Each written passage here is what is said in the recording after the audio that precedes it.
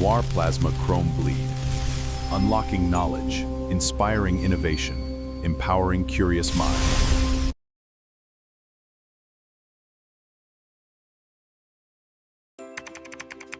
This website makes learning so easy. I found all my resources here.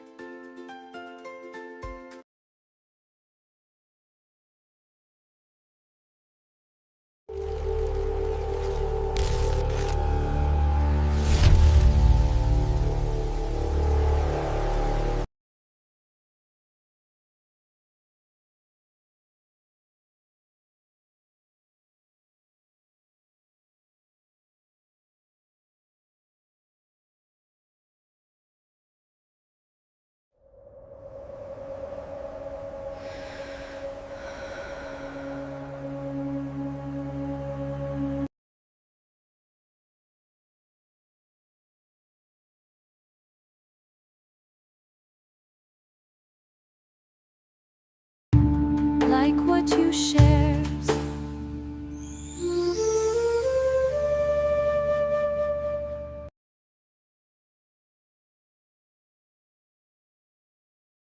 Through pressure and solvents, the oil is extracted. Then, a 5-stage purge ensures its clarity, leaving behind power. Welcome to this explainer. Today, we're uncovering the absolutely fascinating, highly engineered journey of commercial oilseeds. We're going to take you all the way from the dirt of the agricultural fields straight to your dinner plate and reveal the incredible science hiding right inside your pantry. Let's quickly hit today's roadmap. First up, 1. The big 4 oilseeds. Then, we'll get into 2. Extracting the liquid gold. Followed by 3. Refining and purifying oil. After that, we'll uncover 4. Byproducts and hidden value. And wrap it all up with 5. Small scale to mega plants. Section 1, the big 4 oilseeds, agronomy and cultivation dynamics. We actually begin our journey in the soil of central India, places like the Malwa Plateau. This region serves as a real agronomic benchmark for cultivating the biological fat factories that literally drive our global edible oil economy. What's super interesting here is how each of these 4 major crops demands incredibly precise, site-specific nutrient balances just to hit their maximum genetic yield potentials. Take soybeans, for example. They need deep vertisols and rhizobium bacteria to fix nitrogen. Mustard, on the other hand, absolutely loves cool October soils and can even tolerate moderate salinity. Then you have groundnuts, which need loose soil and heavy doses of calcium, while sunflowers require very specific micronutrient applications. So the big takeaway is that maximizing oil isn't just about throwing a seed in the dirt. It's about targeted chemistry. For instance, manipulating sulfur levels in the soil directly engineers a higher oil synthesis within the seed itself. Why? Because sulfur is a vital building block for essential amino acids like cysteine and methionine. Across all these crops, getting that sulfur application just right consistently boosts the final oil concentration by 2 to 5%. That's huge. Now, these plants are ultimate survivors, but their success is actually pretty fragile. Groundnuts literally need friable, loose soil for their subterranean pegs to insert properly, plus calcium to develop full shells. And missing just one micronutrient? Well, skip boron for your sunflowers, and you're left with incomplete seed sets right in the center of the flower head. You're getting empty promises instead of oil-rich seeds.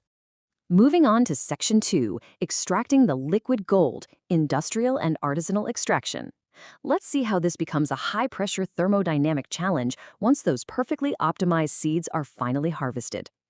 There is a brilliant contrast between 2 completely different extraction philosophies for high oil seeds. First, you've got brute force industrial pressing. We are talking 20 to 30 megapascals of massive mechanical shear pressure, which generates enough friction to heat the oil up to 100 degrees Celsius. But then you have traditional artisanal methods, like the kachigani. This uses slow wood-to-wood friction to keep things under 49 degrees. That intentional lack of heat beautifully preserves natural antioxidants and self-defense enzymes, like myrosinase in mustard, which is exactly what gives cold-pressed oil its signature pungent flavor. But what about low oil seeds like soybean? They only contain about 18 to 22% oil, so mechanical pressing just doesn't cut it. Instead, the standard industrial method relies on highly volatile liquid alkanes, specifically commercial N-hexane. The seeds are flaked into thin layers, steam conditioned into these porous pellets, and then literally washed with this solvent to chemically pull the remaining lipids right out of the plant matrix. Now, this chemical extraction creates a liquid phase called micella, and it is a highly dangerous, flammable mixture, roughly 70% hexane and 30% extracted oil. To get the safe, edible crude oil out of it, this entire mixture has to be meticulously vacuum stripped and passed through multi-effect evaporators to recover and recycle the hexane. All right, Section 3, refining and purifying oil, downstream refining operations. Whether we extracted it mechanically or chemically, that crude oil is full of non-triglyceride impurities, so we enter the surgical chemistry phase to clean it all up. To convert that crude, cloudy, strong-smelling liquid into the highly stable, neutral, and clear edible product you actually buy at the store, the oil has to systematically step through 5 intense chemical and thermal processes: degumming, neutralization, bleaching, winterization, and finally, deodorization. Step 1 is degumming. You can think of this kind of like washing a greasy pan with water. We take heated crude oil and forcefully hydrate the sticky phospholipids using warm water or food-grade acids like phosphoric or citric acid. Once they absorb the water, they swell up into these heavy micellar sludges, which allows massive centrifugal disc separators to literally spin the heavy gums right out of the oil.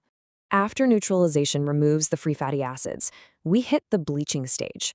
And here, we're literally using a high surface area activated earth, bentonite clay, inside a vacuum environment.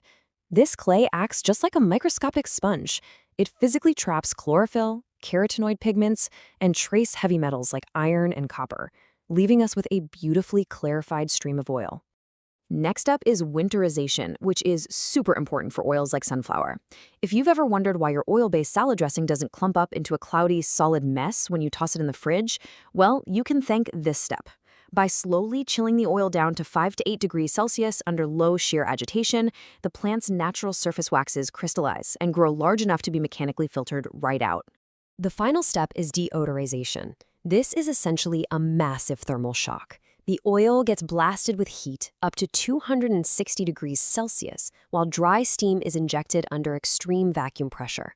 Because of that incredibly low pressure, any remaining free fatty acids, off flavors, or odor compounds vaporize instantly. What's left is a completely neutral oil that gets rapidly cooled to prevent any oxidation. Section 4. Byproducts and hidden value. The bio-value chain. So what happens to everything we just stripped out of the oil? Well, what's truly astonishing here is that the leftovers from all these processes actually form a multi-billion-dollar cornerstone of global industry. After extracting the oil, the remaining solid matrix, which is called de-oiled cake or DOC, is an absolutely massive secondary bioproduct. Soybean DOC, with its 44 to 48% crude protein and high lysine content, is literally the dominant commercial livestock feeds globally. Groundnut, mustard, and sunflower cakes all supply the concentrated protein and high fiber necessary to sustain the world's diverse livestock and poultry markets. And it isn't just the seed cake either. Remember that toxic-looking, soapy sludge we removed during the neutralization phase? Even that gets monetized. By treating that soap stock with concentrated sulfuric acid at 80 to 90 degrees Celsius, engineers break the sodium soaps to create acid oil. This is a highly valuable industrial substrate used for manufacturing animal feeds, industrial soaps, and oleochemicals. Then we have the incredible transformation of the gums we pulled out during that very first degumming step. That wet gum sludge is dried into unrefined fluid soy lecithin. But by washing it with cold acetone, the entrained neutral oils just dissolve away, while the valuable phospholipids remain insoluble. This rockets the purity metric, the acetone insolubles, from roughly 60% all the way up to 98%. Think about that for a second. The sticky gum that originally caused our crude cooking oil to look cloudy and oxidized ultimately ends up highly purified as a critical, high-end emulsifier. It's the exact same compound acting as the binding agent in your premium skin cosmetics, your luxury chocolate, and even targeted medical treatments and pharmaceutical liposomes. Okay, final section. Small scale to mega plants, engineering architecture, and scalability. Let's zoom out from the molecular chemistry for a second and look at the sheer engineering scale required to run these operations out in the real world. Surprisingly, the barrier to entry for mechanical pressing can be quite low. A small, decentralized micro-enterprise can set up local processing for high oil seeds with just a seed cleaner, a simple 3 to 10 kilowatt screw expeller, and a plate and frame filter press for anywhere from $3,000 to $25,000. Processing a fraction of a ton to maybe 2 tons a day, these setups can produce beautiful, aromatic, specialty virgin oils directly for their local markets. But at the complete opposite extreme, fully integrated industrial megaplants require upward of $30 million to build. These colossal facilities feature highly automated control systems, massive continuous extraction units, and strict explosion-proof zoning because of that highly flammable hexane vapor. All of this architecture is absolutely necessary just to safely process a staggering 5,000 tons of low oil seeds every single day. From the precise, site-specific application of soil nutrients in central India, to the volatile chemistry of explosive hexane extraction, and the surgical purification of high-end byproducts, I really hope this explainer leaves you marveling at the hidden science sitting inside your pantry. So next time you pour a spoonful of oil, ask yourself, are you tasting the seed or the engineering?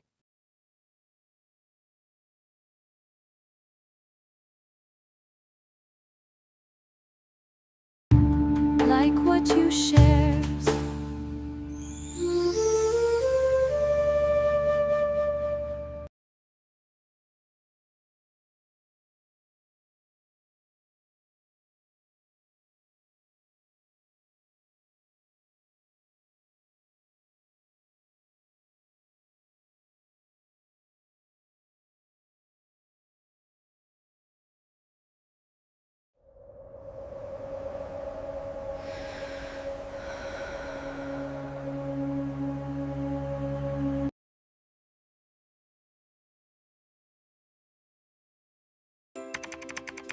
This website makes learning so easy. I found all my resources here.